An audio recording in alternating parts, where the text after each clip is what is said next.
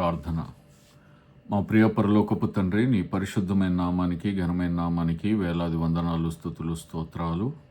నీ ప్రియ కుమారుడైన యేసుక్రీస్తు శిలువ మరణ పునరుద్ధానం ద్వారా మమ్మల్ని నీతిమంతులుగా చేసి నేను అబ్బా తండ్రి అని పిలిచే భాగ్యము ఉదయకాల సమయంలో నేను స్తుతించడానికి, ఆరాధించడానికి, నీ స్వరం వినడానికి, అలాగనే అనేకుల గురించి ప్రార్థన విజ్ఞాపన చేయడానికి మాకు ఇచ్చిన ఈ భాగ్యమును బట్టి వందనాలు.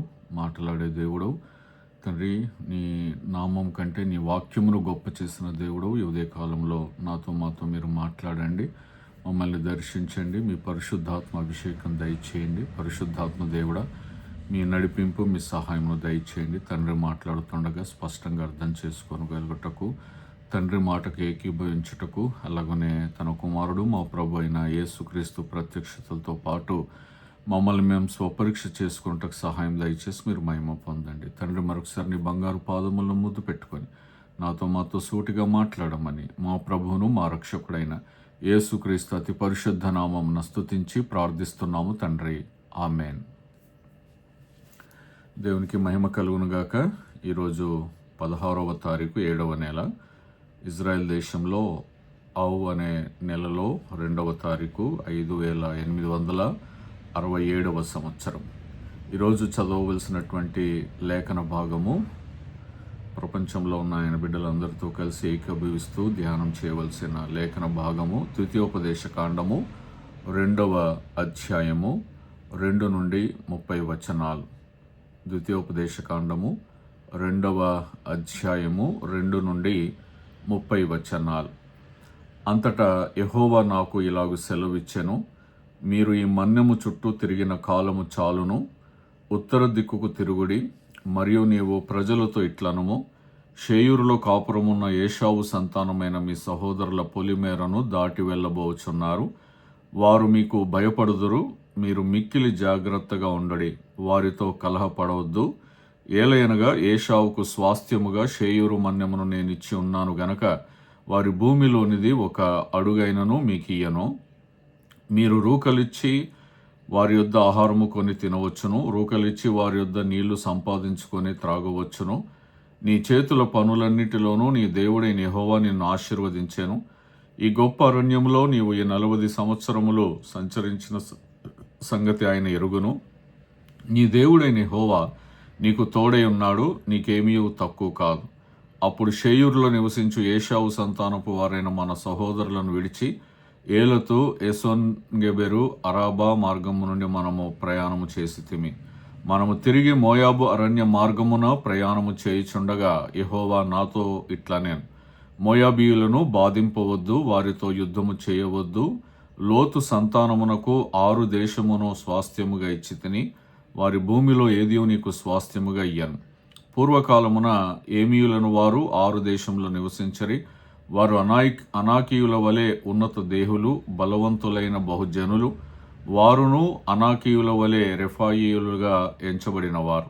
మోయాబీయులు వారికి ఏమీయులని పేరు పెట్టిరి.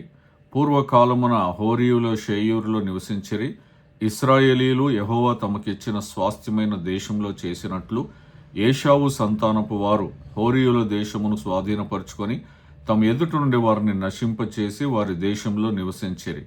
కాబట్టి లేచి జెరెదు ఏరు దాటుడి అని యెహోవా సెలవియగా జెరెదు ఏరు దాటితిమి.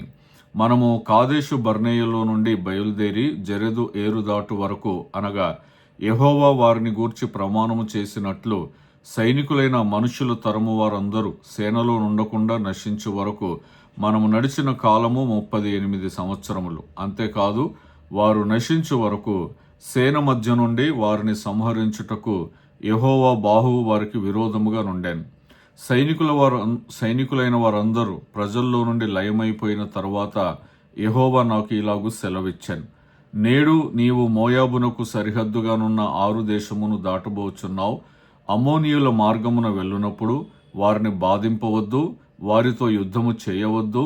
లోతు సంతానమునకు దాన్ని స్వాస్థ్యముగా ఇచ్చినందున అమ్మోనీయుల దేశంలో నీకు స్వాస్థ్యము నీయను. అదియు రెఫాయీయుల దేశముని ఎంచబడుచున్నది. పూర్వమందు రెఫాయీయులు అందులో నివసించిరి. అమ్మోనీయులు వారిని జంజుమీయమయులు అందరు. వారు అనాకీయుల వలె ఉన్నత దేహులు. బలవంతులైన బహుజనులు.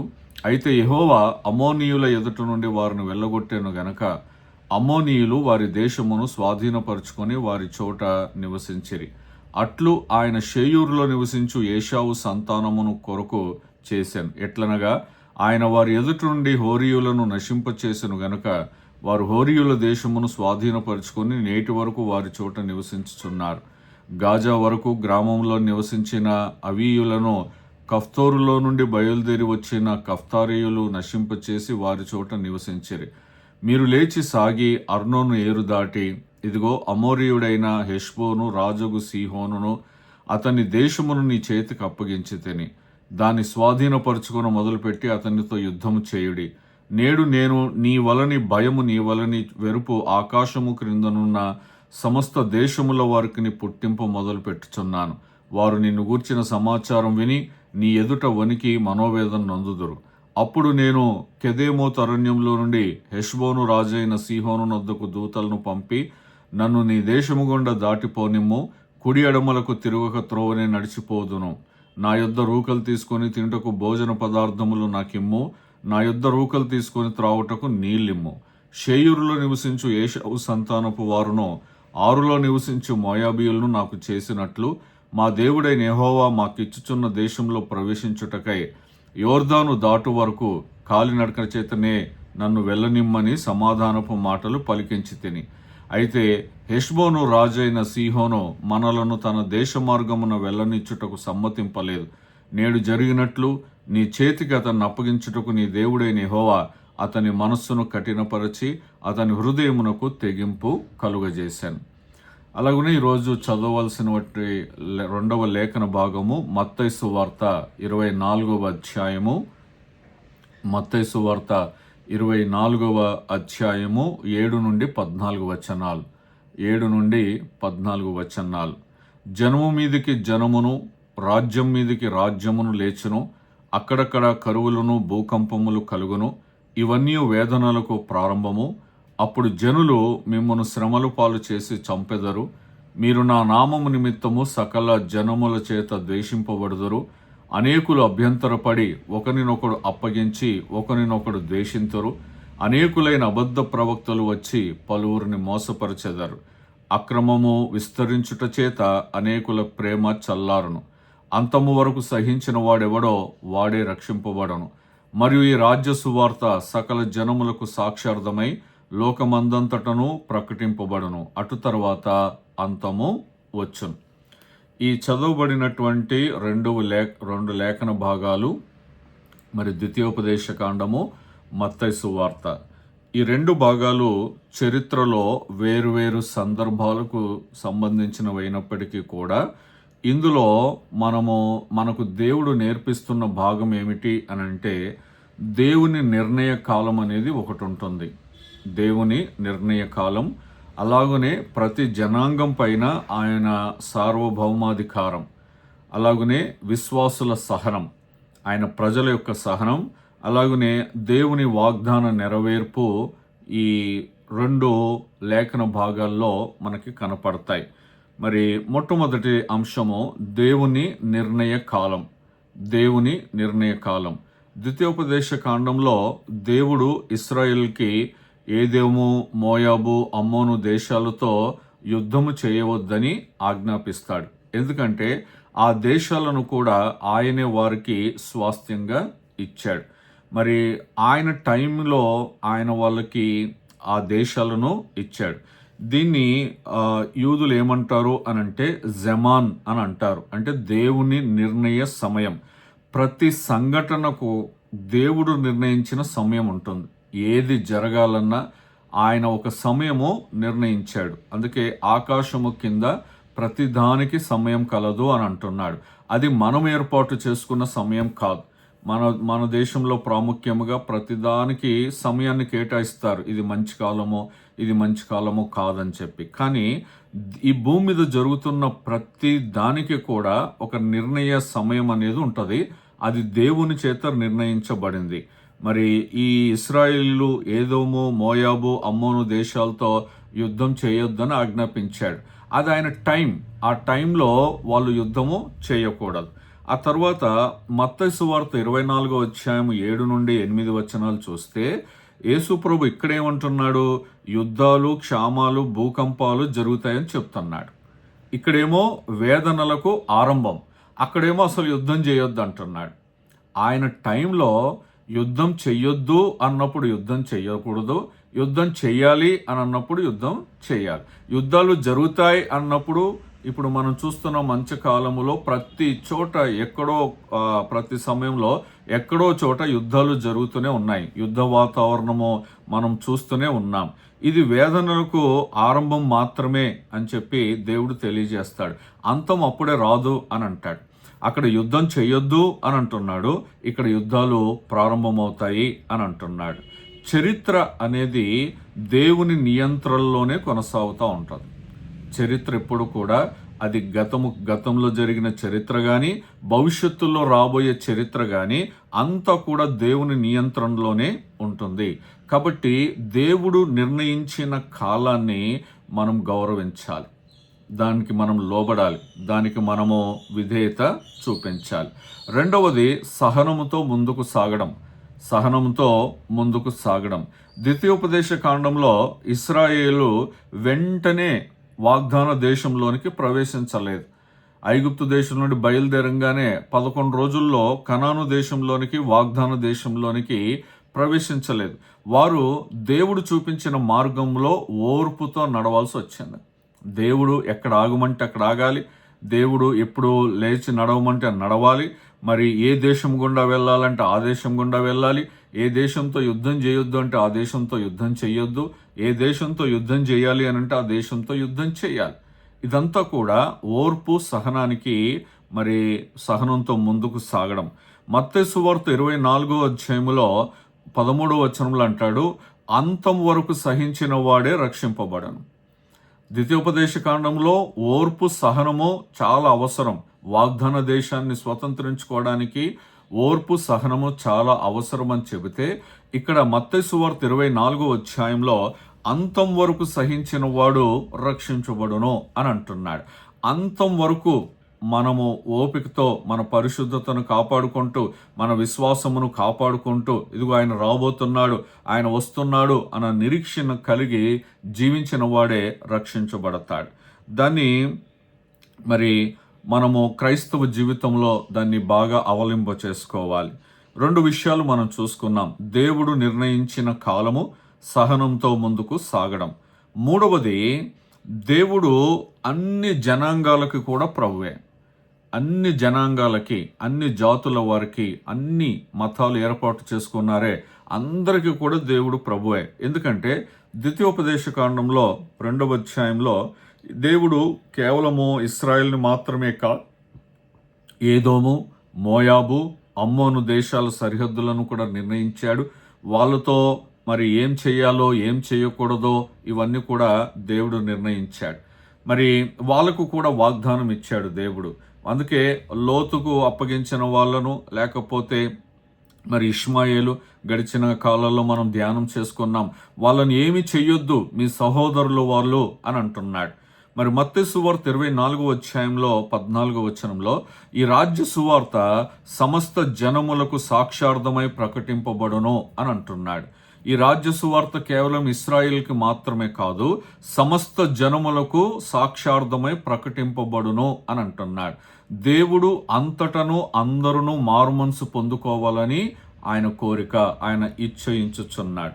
కాబట్టి యూదుల దృష్టిలో దేవుడు కేవలము వాళ్ళకి మాత్రమే దేవుడు కాదు, సర్వలోకాధిపతి. నూతన నిబంధనలో అదే సత్యము మనకు తెలియచేస్తుంది. సమస్త జనులకు సువార్త ప్రకటించబడాలి అని చెప్పి. కాబట్టి ఈ అంశము దేవుడు సమస్త జనాలకి ప్రభు అని గుర్తించి మనం అందరి కొరకు ప్రార్థన చేయవలసిన వారమై ఉన్నాం. అంతటను అందరూ మారు మనసు పొందుకోవాలని మనం ప్రార్థన చేయాలి, చేస్తూ ఉన్నాం. దేవునికి స్తోత్రం. 3 విషయాలు మనం చూసుకున్నాం. దేవుని నిర్ణయ కాలము, సహనంతో ముందుకు సాగడం, దేవుడు అన్ని జనాంగాలకి కూడా ప్రభు. 4వది, పరీక్షలు దేవుని ప్రణాళికలో భాగం.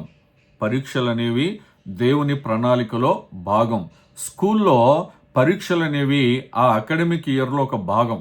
అలాగనే మన ఆధ్యాత్మిక జీవితంలో మనకు వచ్చే పరీక్షలు, మనకు వచ్చే శ్రమలు, ఇవన్నీ కూడా దేవుని ప్రణాళికలో భాగం. ఆయనకు తెలియకుండా ఏ పరీక్ష మనకు రాదు. ఆయన అనుమతి లేకుండా ఏ శ్రమ కూడా మన దరి చేరదు.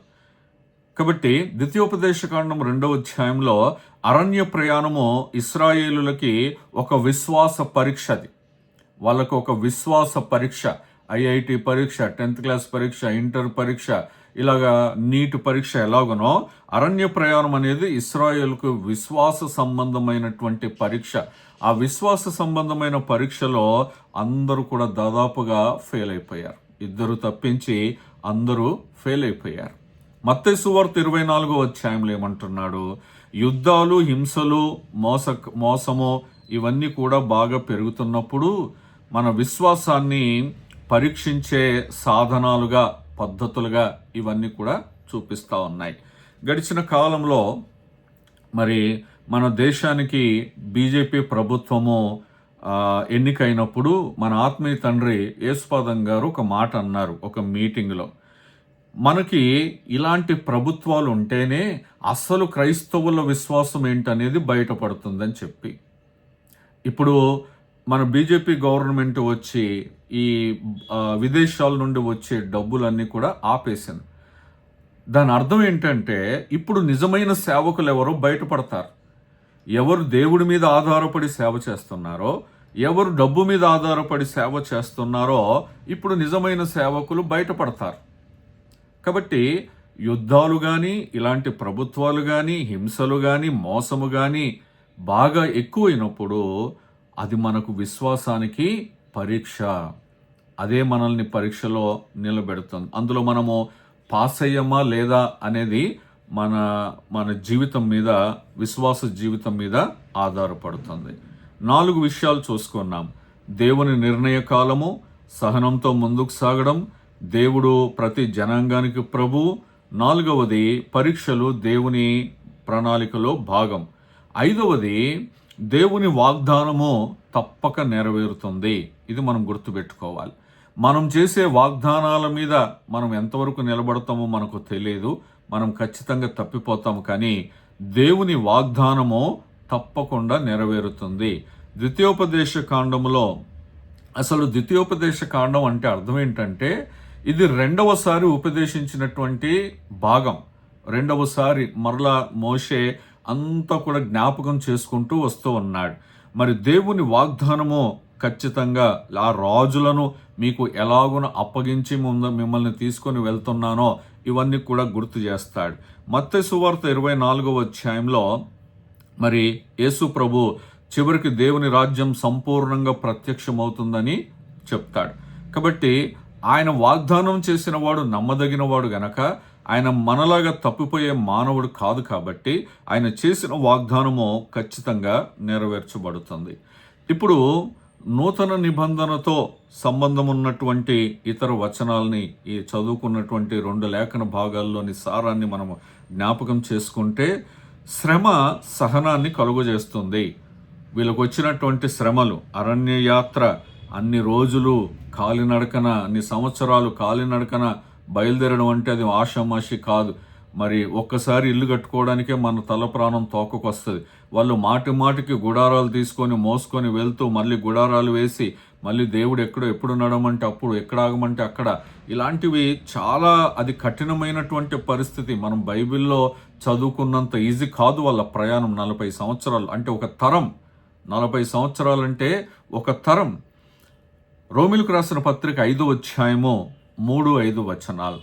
రోమిలకు రాసినటువంటి పత్రిక 5వ అధ్యాయము 3-5 వచనాలు. అంతేకాదు శ్రమ ఓర్పును, ఓర్పు పరీక్షను, పరీక్ష నిరీక్షణను కలుగజేయునని ఎరిగి శ్రమల యందును అతిశయపడదాం. ఎందుకనగా ఈ నిరీక్షణ మనలను సిగ్గుపరచదు.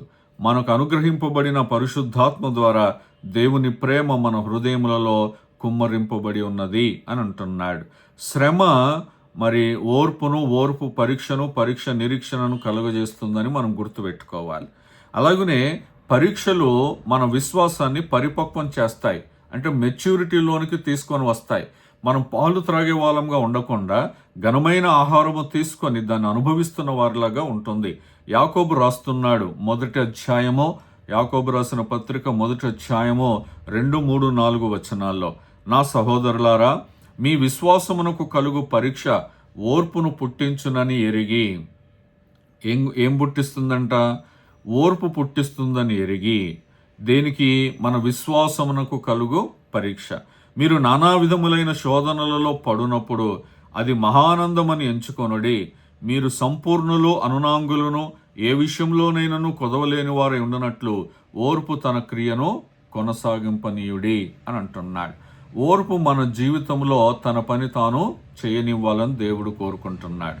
అలాగనే 3వ అంశము, దేవుని చిత్తాన్ని చేయుటకు సహనం అవసరం. దేవుని చిత్తాన్ని చేయడానికి సహనము చాలా అవసరం. 40 సంవత్సరాలు మరి మోషే ఐగుప్తులో ఉన్నాడు, 40 సంవత్సరాలు అరణ్యంలో ఉన్నాడు, 40 సంవత్సరాలు ఆ దేవుని ప్రజల్ని నడిపిస్తూ ఉన్నాడు. ఎంత ఓర్పు, ఎంత సహనం! హెబ్రీలకు రాసిన పత్రిక 10వ అధ్యాయం 36వ వచనంలో, హెబ్రీలకు రాసిన పత్రిక 10వ అధ్యాయము 36వ వచనంలో, మీరు దేవుని చిత్తమును నెరవేర్చిన వారై వాగ్దానము పొందు నిమిత్తము మీకు ఓరిమి అవసరమై ఉన్నది అని అంటున్నాడు. దేవుని చిత్తమును నెరవేర్చిన వారై వాగ్దానము పొందు నిమిత్తం అంటే దేవుని చిత్తము నెరవేరిస్తే వాగ్దానం పొందుకుంటాం. దానికి మనకు ఓరిమి అవసరము. ఓరిమి అవసరం. వీళ్ళు అరణ్యంలో ఎందుకు రాలిపోయారు పిట్టల్లాగా అంటే వాళ్ళలో ఓర్మి లేదు, ఓపిక లేదు, విశ్వాసంలో అధికమైన విశ్వాసంలోనికి రాలేదు. దేవుడు ఎన్ని గొప్ప కార్యాలు, అసలు ఇశ్రాయేలీలు చూసినటువంటి అద్భుతాలు, గొప్ప కార్యాలు ఏ నరుడు చూడలేదు. వాళ్ళకు దేవుడు అంత గొప్ప భాగ్యం ఇచ్చాడు. అలాంటిది మరి ఆ దేవుని చిత్తం మనం నెరవేర్చాలి అని అంటే మనకు ఓర్మి చాలా అవసరం. మరొక మాట ఏమిటి అని అంటే, పరిశుద్ధుల సహనమే వారి గుర్తింపు. ప్రకటన గ్రంథంలో 14వ అధ్యాయం 12వ వచనంలో, 14వ అధ్యాయం 12వ వచనంలో, దేవుని ఆజ్ఞలను, యేసును గూర్చిన విశ్వాసమును గైకొనుచున్న పరిశుద్ధుల ఓర్పు ఇందులో కనబడును అని అంటాడు. మన గుర్తింపు ఏమిటి? మన ముందున్న డిగ్రీల, మనం చదువుకున్న చదువుల, మనకున్నటువంటి ఆస్తుల, గవర్నమెంట్ అధికారాల మన గుర్తింపులు? యేసును గూర్చిన విశ్వాసమును గైకొనుచున్న పరిశుద్ధుల ఓర్పు ఇందులో కనపడుతుంది. ఇది మన ఐడెంటిటీ. మనలో ఓర్పు అనేది మన ఐడెంటిటీ. ఇది ఇశ్రాయేలీలు అరణ్య యాత్రలో వాళ్ళకు లేనిది, మనకు ఉండాల్సింది ఏమిటి అనేది చాలా స్పష్టంగా దేవుడు ఇందులో తెలియచేస్తున్నాడు. ముగింపులో మరి ఈ మొత్తం ఫిల్టర్ చేస్తే మనకేం కనపడుతుంది? ఈ 2 అధ్యాయాలు, ద్వితీయోపదేశ కాండము, అలాగనే మత్తయి సువార్త. దేవుడు ప్రతి జనాంగానికి ఒక ప్రత్యేకమైనటువంటి ప్రణాళిక కలిగి ఉన్నాడు. దేవుని కాలం కోసము సహనంతో మనం నిరీక్షణ కలిగి ఉండాలి. పరీక్షలు విశ్వాసాన్ని పరిపక్వం చేస్తాయి. దేవుని వాగ్దానము ఆలస్యమైనట్లు కనిపించినా అది తప్పకుండా నెరవేరుతుంది. చివరి వరకు విశ్వాసంలో నిలిచిన వారే దేవుని ఆశీర్వాదాన్ని అనుభవిస్తారు. ఈ 5 విషయాలు ఈ 2 లేఖన భాగాల్లో దేవుడు మనకు తెలియచేస్తున్నాడు. ముగింపులో ద్వితీయోపదేశ కాండము, మత్తయి సువార్త, ఈ 2 కూడా ఒకే సత్యాన్ని ప్రకటిస్తూ ఉన్నాయి. అదేంటంటే, దేవుడు చరిత్రను తను నిర్ణయించిన కాలంలో నడిపిస్తాడు. ఏదైనా సరే తాను నిర్ణయించిన కాలంలోనే జరగాలి. యేసుప్రభు నిన్నటి దినంలో మనం జ్ఞాపకం చేసుకున్నాం కదా, ఈ రాయి మీద రాయి ఉండకుండా ఇది నేలమట్టం అవుతుంది అని చెప్పి. అది జరగడానికి 70 సంవత్సరాల టైం దేవుడు కాలం తీసుకున్నాడు. కాబట్టి వెంటనే జరిగిపోలేదు. అది ఆయన చిత్తములో జరుగుతుంది, ఆయన నిర్ణయించిన కాలంలో జరుగుతుంది. యుద్ధాలు, పరీక్షలు, కష్టాలు వచ్చినా కూడా దేవుని ప్రజలమైన మనము సహనంతో ఆయన చిత్తంలో నడవాలి. 3వది, దేవుని వాగ్దానాలు మరియు ఆయన రాజ్యము ఆయన నిర్ణయించిన సమయంలో తప్పకుండా నెరవేరుతాయి. కాబట్టి మనము సహనము కలిగి ఉంటే మన జీవితంలో ఆయన సంకల్పము నెరవేరుతుంది.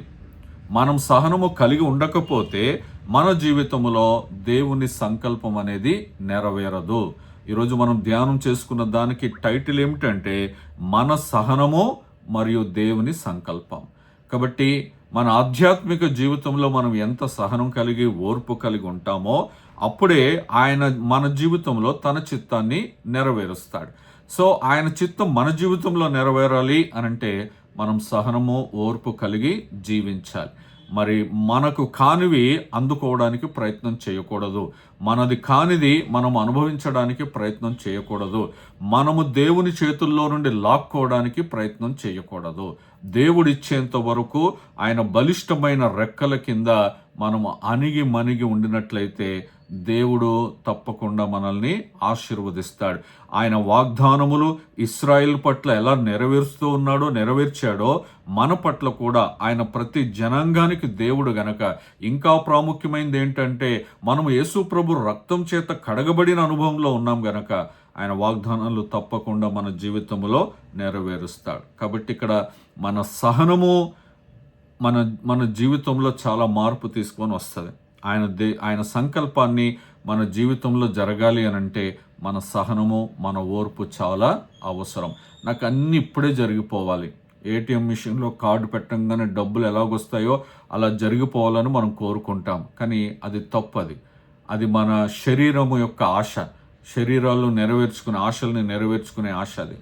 కానీ దేవుని టైమింగ్ కోసం ప్రార్థన చేయడం మన వంతు, ప్రతిఫలం ఇవ్వడము ఆయన వంతు. మనం ప్రార్థన చేసి ప్రతిఫలం పొందుకునే లోపు ఆయన చేయవలసిన కార్యాలు, ఆయన ముగించవలసినవి ఎన్నో ఉంటాయి. అవి చేసిన తర్వాతనే దేవుడు మనకు అన్ని సిద్ధపరిచిన తర్వాతనే దేవుడు మనకు ఇస్తాడు. కాబట్టి ఇప్పుడు చూడండి, కనాను దేశానికి వెళ్ళడంగానే ఇది అవ్వదు. అక్కడ వాళ్ళను వెళ్ళగొట్టాలి. ఆ పరిస్థితులన్నిటిని తారుమారు చేయాలి. అప్పుడే దాన్ని అనుభవించగలుగుతారు. కాబట్టి మన జీవితంలో ఏమేమి తీసేయాలో, ఏమేమి చెడగొట్టాలో, పడగొట్టాలో, నిర్మూలన చేయాలో దేవునికి తెలుసు. అవన్నీ చేసేంత వరకు మనం సహనం కలిగి జీవించాలి. అప్పుడు ఆయన చిత్తం మన జీవితంలో నెరవేర్చబడుతుంది. యేసు ప్రభు కూడా ఈ భూమి మీదకు రాగానే ఆయన పెద్దవాడుగానే డైరెక్ట్గా ప్రత్యక్షం అవ్వచ్చు మన భూమి మీద. ఒక 30 సంవత్సరాల వయసులో ఉన్నప్పుడే వచ్చి ఆయన అన్ని కార్యాలు చేయొచ్చు. కానీ ఒక శిశువుగా పుట్టాడు తల్లి గర్భములో. ఆయన ఎదిగాడు. 30 సంవత్సరాల పాటు సహనం కలిగి ఉన్నాడు దేవుని పని నెరవేర్చడానికి. 3.5 సంవత్సరములో ఆయన అద్భుతమైనటువంటి పరిచర్య చేశాడు. మనం అనుకోవచ్చు ఈ 30 సంవత్సరాలు కూడా చేస్తే ఎంత బాగుంటుందో అని చెప్పి. కానీ దేవునికి ఒక ఆలోచన, ప్రణాళిక ఉంటుంది.